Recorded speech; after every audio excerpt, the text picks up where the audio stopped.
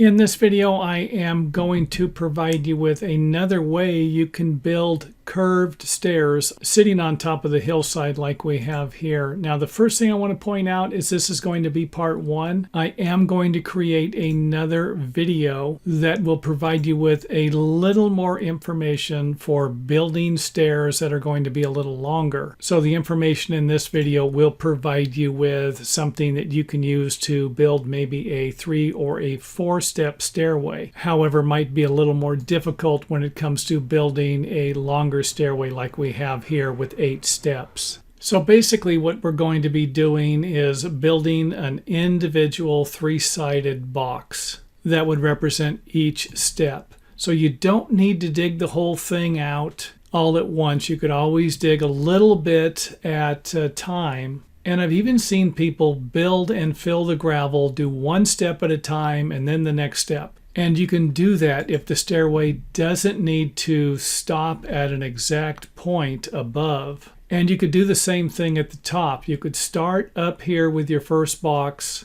and then work your way down, and wherever it stops, if it's not going to be a problem, then you won't have to worry about it. However, if you do have a couple of spots picked out that you would like to get right on the money, then you could always install one of the boxes at the bottom and one at the top to provide you with a couple of starting points. And with these starting points, you will be able to get the overall individual riser height for each step, along with measuring the point from the front of the top inside to the front of the bottom inside, and then equally divide this measurement up into the amount of steps that you're going to have. And even though this method won't be accurate, it will provide you with a good place to start. And you can always use a couple of boards like this to figure out the riser height. So you're just simply going to level from the top over and then measure the distance in between the top here and the top here, and then divide that into however many steps you're going to need. So again, I'm not going over all the fine details in this video because some of you aren't going to need it. Some of you actually just need to see how it's done and then can do the rest on your own. So here you can see where we have a measurement, and if I divided this measurement here into the amount of steps, and I believe we're going to have 7 steps in between this distance, and the last one here will make it 8.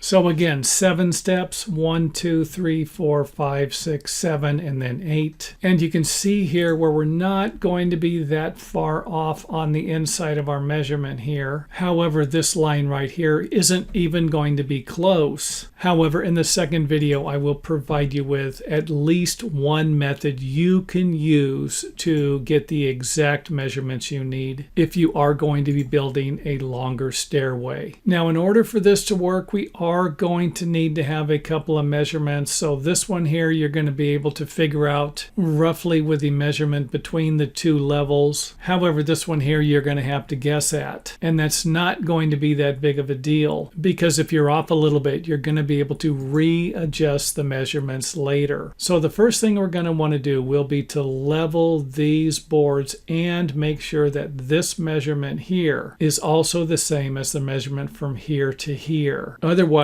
your treads won't be the same, and that could create some problems if you're going to have a building inspector look at this. And I don't recommend filling any of this up with gravel or whatever you're going to use as a base, so that you can move these if you need to, if they are not positioned correctly. So you can see here where this line here is lining up with this point here, and it really wouldn't matter if you were going to line this up with this point over here, because what really matters is that you position each one of them exactly the same by using the same measurements.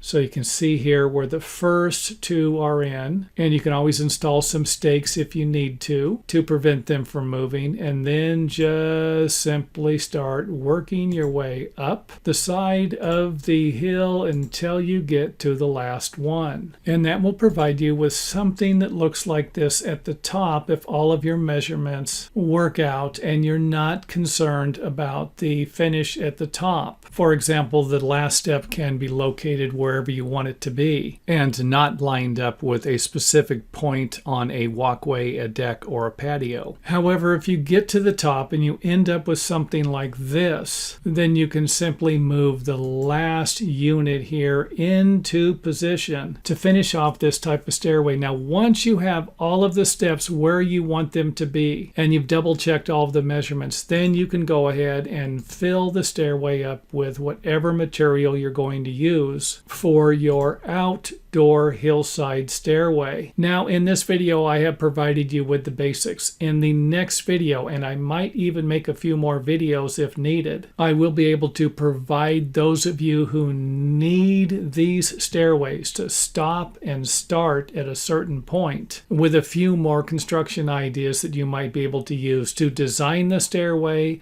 and to build it.